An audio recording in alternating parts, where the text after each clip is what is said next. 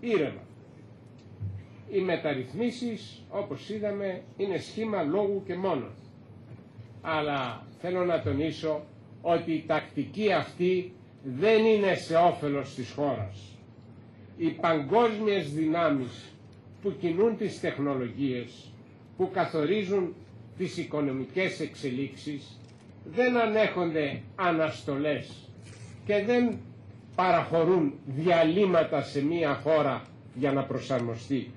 Δεν υπάρχουν διαλύματα και γι' αυτό δεν είναι δυνατές οι καθυστερήσεις, οι αναβολές, το ήρεμα όπως μας αρέσει.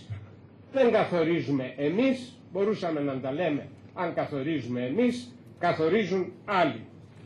Η ανταγωνιστικότητα της ελληνικής οικονομίας μειώνεται ραγδαία. Αυτό είναι το αποτέλεσμα. Το έλλειμμα στο ισοζύγιο των εξωτερικών συναλλαγών έφτασε περίπου στο τέλος Δεκεμβρίου το 12% του ακαθάριστου εγχώριου προϊόντος. Ύψος πρωτόγνωρο. Δεν έχει γίνει άλλοτε αυτό. Η χώρα, τι σημαίνει αυτό? Σημαίνει ότι η χώρα χάνει χρόνο, δυνάμεις, δυνατότητες χωρίς να αντιδρά. Και σημαίνει επίσης ότι η χώρα θα χάνει ακόμα περισσότερες θέσεις εργασίας στο μέλλον. Θα έχει μεγαλύτερες δυσκολίες, θα χάνει δυνατότητες γιατί θα αδιαφορεί για το μέλλον, όπως αδιαφορεί τώρα. Χρειάζεται λοιπόν μια άλλη αντιμετώπιση.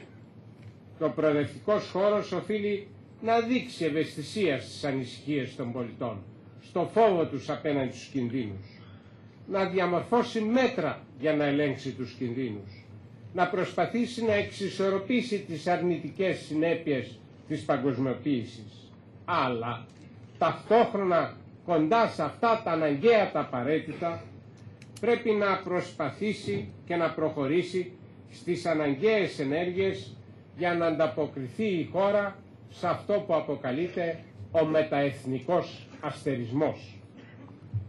Ο προοδευτικός χώρος οφείλει να αναδείξει ότι η διαμόρφωση ενός σύγχρονου κοινωνικού κράτους απαιτεί τη συνέργεια της χώρας σε υπερεθνική συνεργασία. Αλλιώς τα όποια μέτρα που δεν είναι στερεωμένα στο πλέγμα αυτό των διεθνών διασυνδέσεων δεν θα έχουν μέλλον. Τα φράγματα απέναντι στη διαβρωτική επίδραση των παγκοσμιοποιημένων αγορών δεν μπορεί να είναι μόνο εθνικά. Στο διεθνές επίπεδο κρίνεται επίσης η επίδοση της εγχώριας οικονομίας. Εκεί πρέπει η οικονομία να εξασφαλίζει πόρους που έχουμε ανάγκη για κοινωνικο-οικονομική πρόοδο και κοινωνική δικαιοσύνη. Η ανταγωνιστικότητα της χώρας της οικονομίας κρίνεται από το βαθμό που μπορεί να ανταποκρίνεται σε διεθνείς προκλήσεις, να αντιδρά στις παγκόσμιες εξελίξεις και να υπερνικά εξωγενή εμπόδια. Ο προοδευτικός λόγος πρέπει να στηρίζει την εξωστρέφεια της οικονομίας και την παρουσία της χώρας σε υπερεθνικές δράσεις. Τέλος, θα τονίσω μόνο ότι ο πολιτικός αυτός λόγος που πρέπει να χρησιμοποιεί η προοδευτική παράταξη για να έχει απήχηση οφείλει να είναι ειλικρινής, ρεαλιστικός, κοινωνικά ευαίσθητος και συγκεκριμένος. Και συγκεκριμένος ως προς τις προτάσεις, τις προοπτικές που υπερασπίζεται. Να κατευθύνει έτσι τη σκέψη και την πράξη σε νέους δρόμους. Στα κείμενα λοιπόν τα οποία περιέχονται σε αυτόν τον τόμο προσπάθησα να ανταποκριθώ από παλιά σε αυτό το πρότυπο, το ρεαλιστικό, το κοινωνικά ευαίσθητο, το συγκεκριμένο.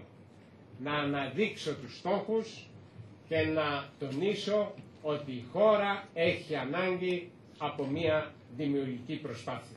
Σας ευχαριστώ.